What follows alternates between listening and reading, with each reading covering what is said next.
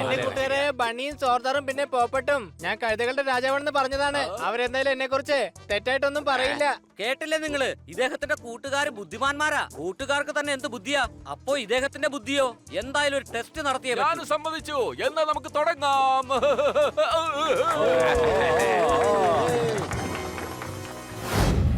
ആ വേഗം വാനിയ വാ, നമുക്ക് ഇവിടെ ഒന്ന് നോക്കിക്കളയാം. അയാള് അല്ലല്ല, അയാളല്ല, അയാളോ?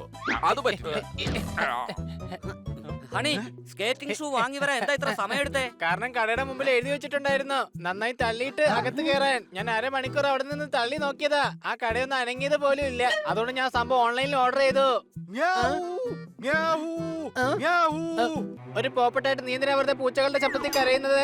പൂച്ചയുടെ രൂപമുള്ള നിനക്ക് കഴുതയെ പോലെ സംസാരിക്കാം. അപ്പൊ ഈ പോപ്പട്ടായ എനിക്ക് പൂച്ചയെ പോലെ സംസാരിച്ചുകൂടെ? മര കഴുത.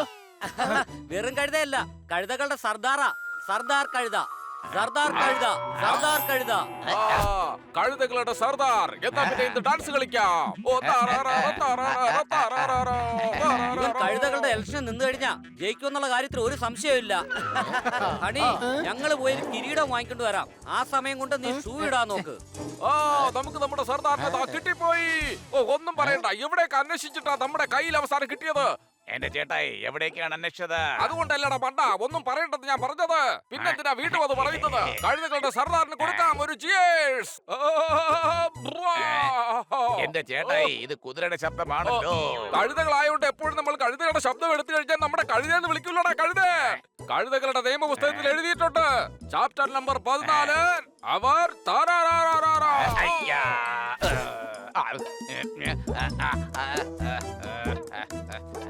എന്റെ ചേട്ടായി, നിങ്ങൾ എന്തായി കാണിച്ചത്? എടാ, എല്ലാ കഴുതകളുടെയും സീനിയർ ആണ് അദ്ദേഹം.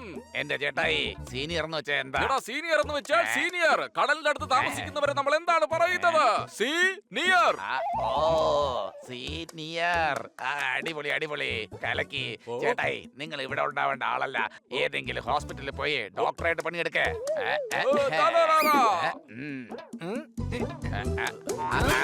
നിങ്ങൾ എന്തായി ചെയ്യുന്നേ? എന്റെ കയ്യിലെ കാശിലെ എടുത്ത് ഐസ്ക്രീം വാങ്ങാൻ നോക്കുവാണോ? അത് നടക്കില്ല. എന്ത് നല്ല സംഭവമാണ് പറഞ്ഞിരിക്കുന്നത്.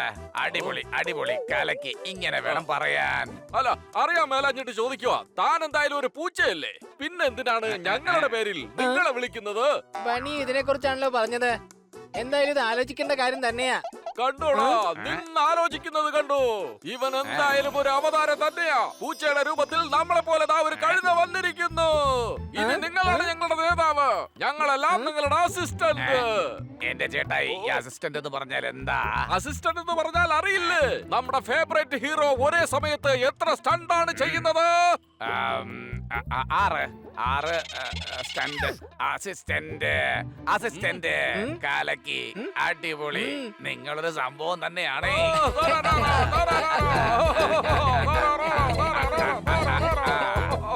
എന്നാ നമുക്ക് ഇപ്പൊ തന്നെ കഴുത പ്രദേശത്തിലേക്ക് പോയേക്കാം. അവിടെ നിങ്ങൾക്ക് ഞങ്ങളുടെ രാജാവായിട്ട് കഴിയാം. അടിപൊളി ബെഡ് ഉണ്ടാകും, സുഖമായിട്ട് നിങ്ങൾക്ക് വിശ്രമിക്കാം. അതുപോലെ ഒരുപാട് ഐസ്ക്രീമും കിട്ടും. പക്ഷെ എല്ലാത്തിനും ഒറ്റ ടേസ്റ്റ് ഉണ്ടാവുള്ളൂ. അവിടെ ഉള്ള എല്ലാരും നിങ്ങളെ ഒരുപാട് ബഹുമാനിക്കും. അത്രയും ബഹുമാനം കിട്ടോ? ഞാൻ എന്തായാലും വല്ലാത്ത ലക്കി തന്നെയാ.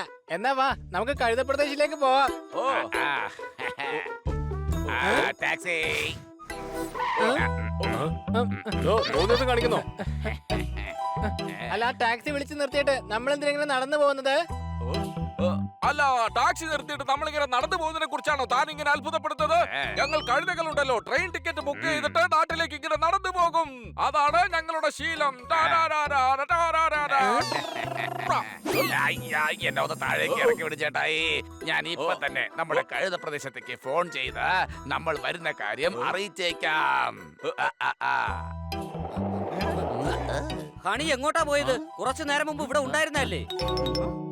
Honey, honey, honey. ഞാൻ മണം പിടിച്ച അവനെ പോയി കണ്ടുപിടിക്കാം. നിങ്ങൾ എന്റെ പുറകെ വന്നേക്ക്.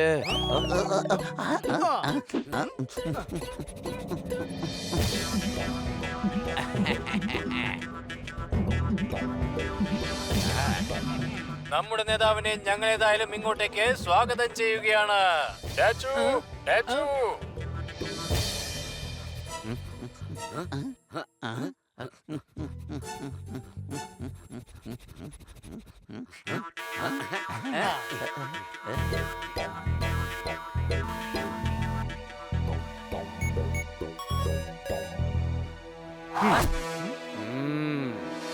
അല്ല ഞങ്ങൾ എന്തിനാ തടഞ്ഞത്? ഞാനെന്തിനാ പറയുന്നത്? ഇവിടെ കഴുതകൾക്ക് മാത്രമേ എൻട്രി ഉള്ളൂ, അതുകൊണ്ടാണ്. അത് ശരി, അപ്പൊ കഴുതകൾക്ക് മാത്രമേ അകത്ത് പ്രവേശനമുള്ളൂ. അല്ല, ഇത് നിന്നോട് ആരാണ് പറഞ്ഞത്? അകത്തുള്ള കാര്യങ്ങളൊക്കെ ആരാണ് ഇങ്ങനെ പുറത്തു പോയി പറയുന്നത്? വേഗം പോകുന്ന കൊടുന്ന്.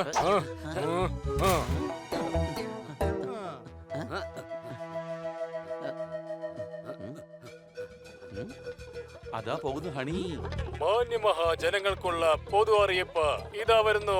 ആപ്പിളിനെ കണ്ടിട്ട് പൈനാപ്പിൾ എന്ന് പറഞ്ഞ ബുദ്ധിമാൻ, വാട്ടർമെലിനെ കണ്ടു കഴിഞ്ഞാൽ വാട്ടർ എന്ന് പറയുന്ന ബുദ്ധിമാൻ, കഴുതകളുടെ പുതിയ സർദാർ ഹണി. എല്ലാരും കൈയടിച്ച് വരവേൽക്കൂ. ഇത് കാണാൻ വേണ്ടി ഞാൻ കാത്തിരിക്കുകയായിരുന്നു. ലോകത്തിലെ ഏറ്റവും വലിയ ബുദ്ധിമാന്മാരുടെ രാജാവാകാൻ നമ്മുടെ ഹണിക്കല്ലാതെ മറ്റാർക്കും കഴിയില്ല.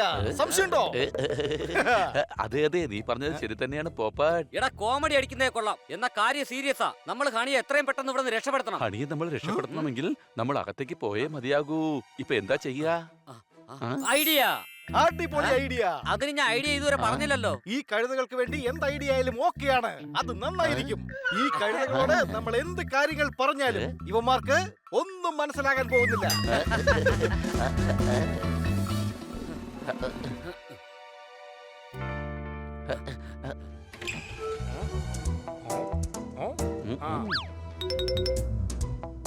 ഒരു മിനിറ്റ്.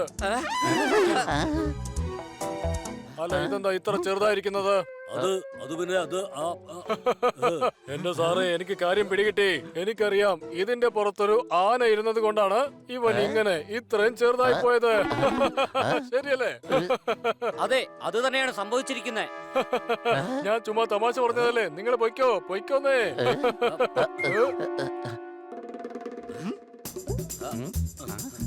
അങ്ങ് വന്നതുകൊണ്ട് ഇന്നിവിടം പൊടി പൊടിക്കുകയാണ്.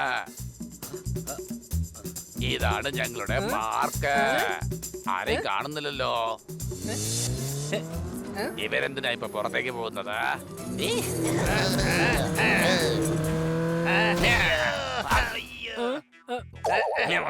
അടിപൊളിയായിട്ടുണ്ട്, കലക്കി.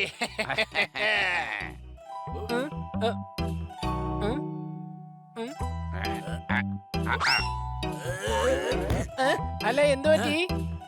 വല്ലാത്ത ചൂടാ, വെള്ളം കിട്ടാത്തോണ്ട് എന്റെ തൊണ്ട വരണ്ടു പോവാ. അതെയോ? എന്നതാ പിടിച്ച വെള്ളം? ഓ, രക്ഷപ്പെട്ടു. എത്രയും നാള് തൊണ്ട വരണ്ടപ്പോഴൊക്കെ വെള്ളം കുടിച്ചായിരുന്നു ഞാൻ എന്റെ ദാഹം ശമിപ്പിച്ചുകൊണ്ടിരുന്നത്. താങ്കൾ ഒരു മഹാൻ തന്നെയാണ്.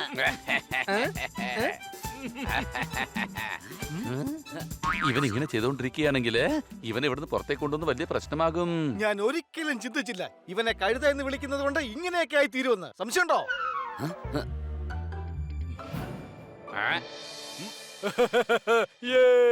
ഞാൻ ജയിച്ചു. എന്തായാലും നീയാണ് എന്റെ യഥാർത്ഥ കൂട്ടുകാരൻ. 3 ദിവസമായിട്ട് എങ്ങോട്ടും പോവാതെ എന്റെ കൂടെ ഇവിടെ ഇരുന്ന് കളിക്കുന്നുണ്ടല്ലോ.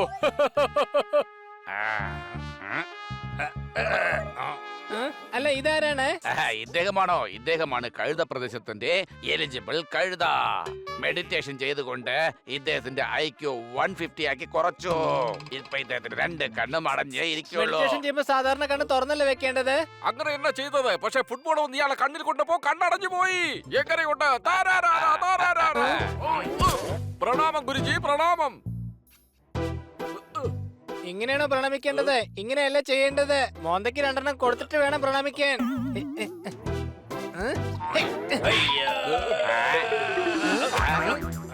നീ നന്നായിട്ട് വരും മോനെ. ഇത്രയും കാലമായിട്ടും എന്നോട് ഇതുവരെ ഇങ്ങനെ ആരും ഒന്നും ചെയ്തിട്ടേ ഇല്ല. നീ സന്തോഷവാനായിരിക്കട്ടെ. ഈ സ്ഥലം ഹണിക്കത്ര പുത്തരിയൊന്നും അല്ല. കഴുതകളുടെ രാജാവാൻ ഇവന് യോഗ്യതയുണ്ട്. പക്ഷെ എത്രയും പെട്ടെന്ന് എന്തെങ്കിലും ചെയ്യണം. കഴുതകളുടെ കഴുത ശ്രീ ഹണി രാജാവിന് ഇപ്പോഴിതാ പട്ടാഭിഷേകം ചെയ്യാൻ പോവുകയാണ്. ഒന്ന് നിർത്തൂ.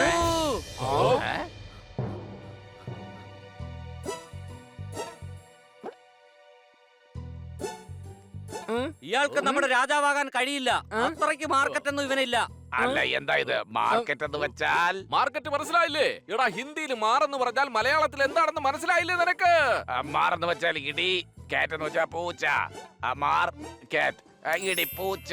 കാര്യം പിടികിട്ടിപ്പോയി. Market, market. കാലക്കി ബുദ്ധിമാനായ കഴുതയാ, സൂപ്പർ തന്നെ. അയ്യോ മാർക്കറ്റ് എന്ന് വെച്ചാലേ അതിന്റെ അർത്ഥം ചന്ത എന്നാണ്. വലിയ ബുദ്ധിമാൻ തന്നെ. We are depressed. ഇത്രയും ബുദ്ധിമാനായ പൂച്ചയ്ക്ക് നമ്മുടെ രാജാവാകാൻ എങ്ങനെ കഴിയും? എനിക്ക് വിശ്വാസമുണ്ട് ഈ പൂച്ചക്കാളും കൂടുതൽ ബുദ്ധിയുള്ളത് നമ്മുടെ കഴുതേന്ദ്രനാണ്. സംശയമുണ്ടോ? അദ്ദേഹത്തിന്റെ ഈ രൂപം കണ്ടോ നിങ്ങള്? ഒരു രാജാവാകാനുള്ള എല്ലാ ഗാംഭീര്യമുണ്ട്. നമ്മുടെ ഹണിക്കും കഴുതന്തരനും ഒരു ടെസ്റ്റ് വെച്ച് നോക്കാം. ആരാണാവോ അതിൽ ജയിക്കുന്നത് അവരെ നമ്മൾ എല്ലാരും കൂടി ഒന്നിച്ച് ഇവിടെ രാജാവാക്കി വാഴ്ത്താം. അത് ശരിയാണ്, അത് ശരിയാണ്.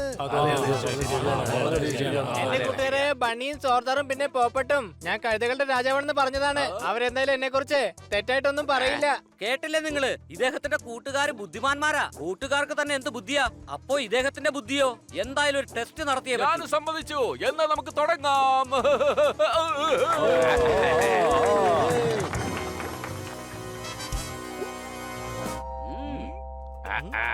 ഉം.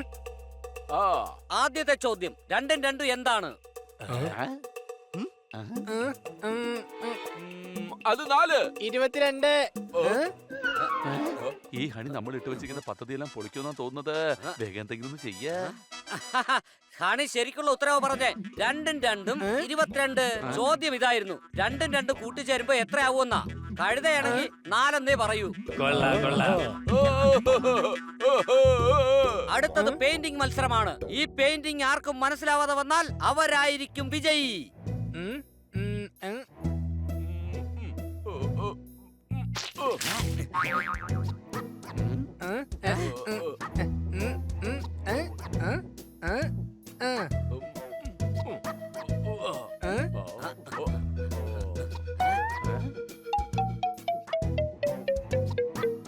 അടിപൊളി, വളരെ മനോഹരമായിട്ടുണ്ട്. എത്ര നോൺസെൻസ് പെയിന്റിംഗ് ആണ്. കളറാകെ നശിപ്പിച്ചു വെച്ചിരിക്കുക. ഇനി ഹണിയുടെ പെയിന്റിംഗ് നോക്കാം.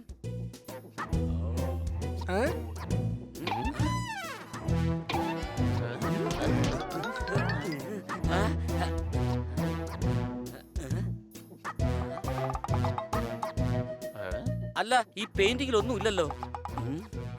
ആ, അടിപൊളി പെയിന്റിംഗ് ആണ്. Thank you. എടോ ഞാൻ ചോദിക്കുക, എന്താ ഇത്?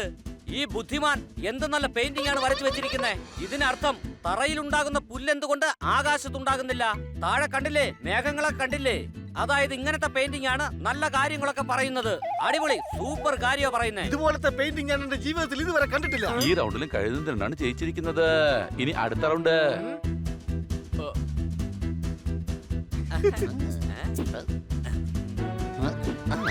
ഞാനിപ്പോ ഇതാ ഈ വെള്ളത്തില് പഞ്ചസാര ഇട്ടിരിക്കുകയാണ്. ആ പഞ്ചസാര ആദ്യം ആരാണോ എടുത്തോണ്ട് വരുന്നത് അവരായിരിക്കും നമ്മുടെ രാജാവ്.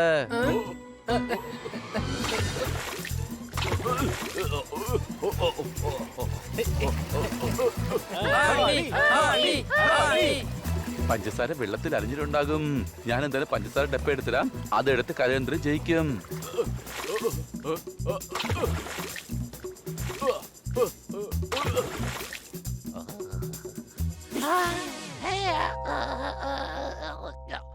എനിക്ക് പഞ്ചസാര കിട്ടി.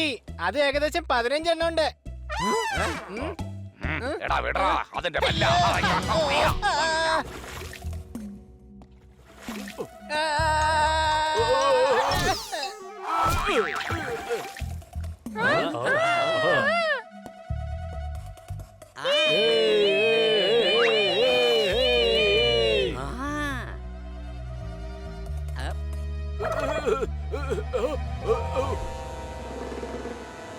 കലക്കി, അതാ കിടക്കുന്നു പഞ്ചസാര.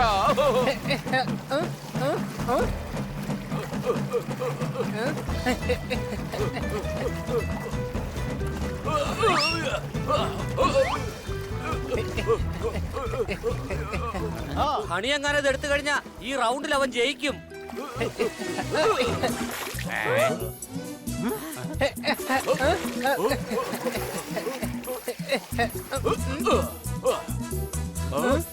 ഡെപ്പ ആരുടെ പക്കലാണുള്ളത്?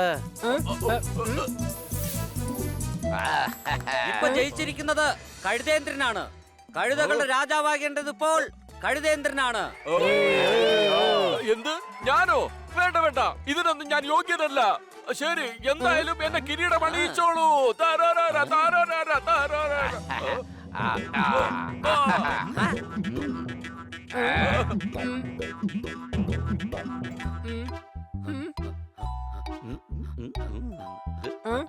ഞാൻ എന്തായാലും ഇന്റലിജന്റ് ആയിരിക്കാണ്. എന്റെ കൂട്ടുകാരുണ്ടായിരുന്നെങ്കിലേ ഒരുപാട് സന്തോഷിച്ചേനെ അവര്. ഹണിജി, കൺഗ്രാചുലേഷൻസ്. കൂട്ടുകാരെ, നിങ്ങളോ? നീ എത്ര വലിയ കഴുതയായാലും കഴുതകളുടെ രാജാവാൻ കഴിയില്ല. കാരണം ഞാൻ ഇന്റലിജന്റ് ആണ്, അതുകൊണ്ടല്ലേ അങ്ങനെ. അതിനർത്ഥം നീ ഞങ്ങളുടെ കഴുതയാണ്, മറ്റുള്ളവരുടേതല്ല. അതെ.